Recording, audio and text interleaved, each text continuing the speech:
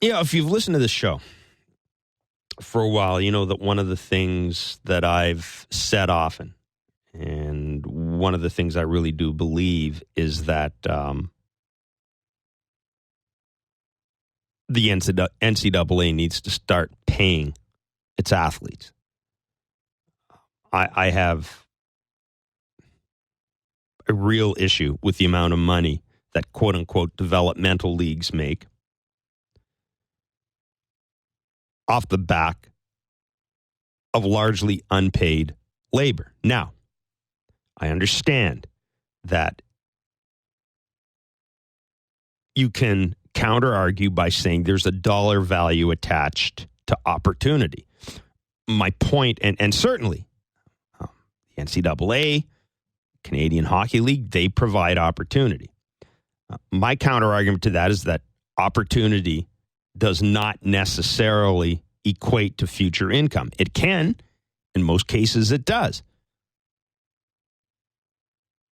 But by and large, at the initial stages, it doesn't. In other words, if I'm a scholarship athlete in my first year playing NCAA football, of course there's a chance that I may end up getting drafted and make a fair amount of money. There's also a chance I could blow my knee out and never set foot in the field again. So it's, you know how I feel about the NCAA and how much money it makes. Canadian Hockey League, I don't pretend to understand the economics of junior hockey in this country. I have an issue in general with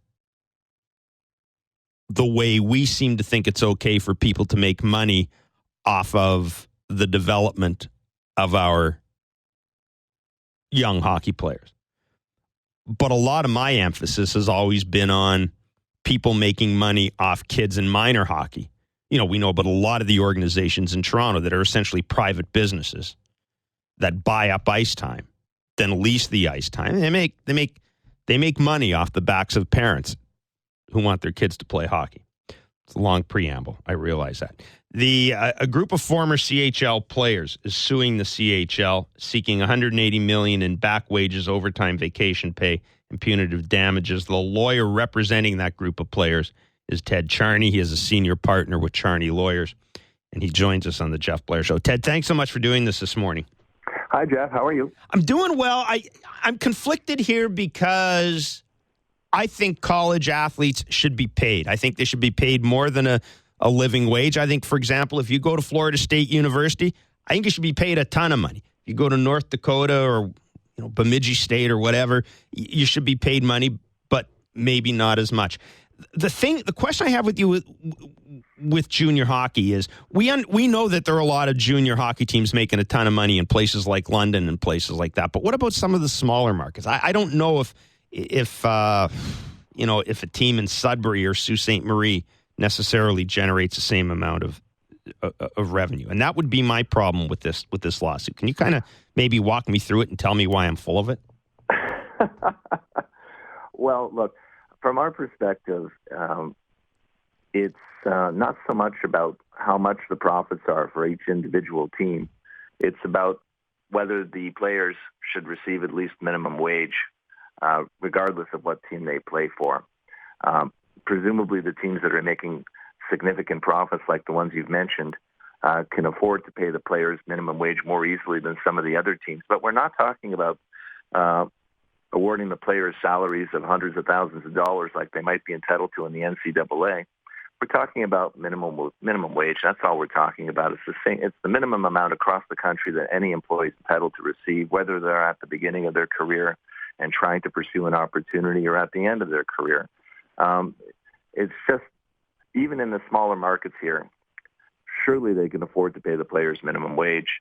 And, the leagues have significant television revenues and marketing arrangements with most of the major corporations in Canada. And ticket sales. So it's really, from our perspective, it's not an affordability issue here. Mm-hmm.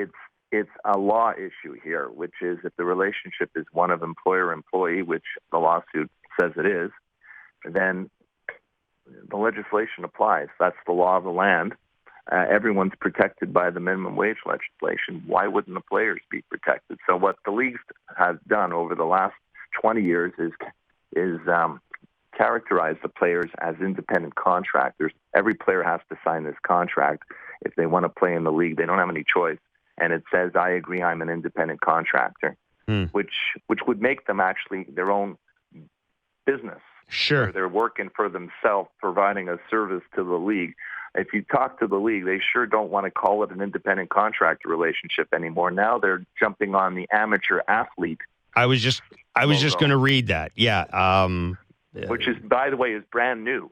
Until now, they've been independent contractors. Now they're calling them contract. Now they're calling them something else. Amateur student athletes. Yeah. They're going to call them anything they can as long as it's not employer-employee. So in the NCAA, they've always gotten away with not paying because they're amateur athletes, and so the CHL has now borrowed that classification. But the problem is, in the NCAA, at least they're playing for a university. These leagues are not universities. These leagues are business enterprises, period.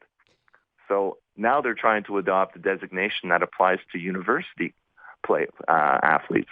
Like if you go to the University of Toronto and you play football for the U of T, I mean, you're not necessarily going to get a minimum wage because you're playing football for your university. But the Canadian Hockey League, as far as I know, isn't in the business yet of being a university. For all I know, they're going to open one up tomorrow to avoid being called an employer, but right now they're not a university. Ted, how would you, there are going to be people out there who are going to say that there is a value to opportunity, that there is a financial value to the opportunity that this league is giving these players for future income. Now, I'm not a lawyer. I kind of have an issue with that, but you know as well as I do that there are people who are going to view it that way.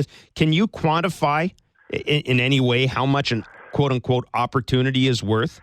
Well, everybody who works, in part, takes a job because of an opportunity, whether it's a hockey player or an actor trying to make their way up through the business, or even a lawyer. And sometimes, in order to get that opportunity, you accept a low wage to begin with, but you still get paid. And you still get paid at least minimum wage. So, yeah, there's an opportunity. Mm-hmm. If the players receive minimum wage, the teams still make millions of dollars while paying the players minimum wage to sell a product, which is the players. The players are the product. So maybe, in fairness, the players should just get minimum wage. And then they have their opportunity.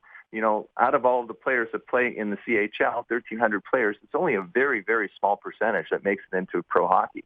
Right. So, you know, a lot of them just don't get into pro hockey, or they blow out their knee.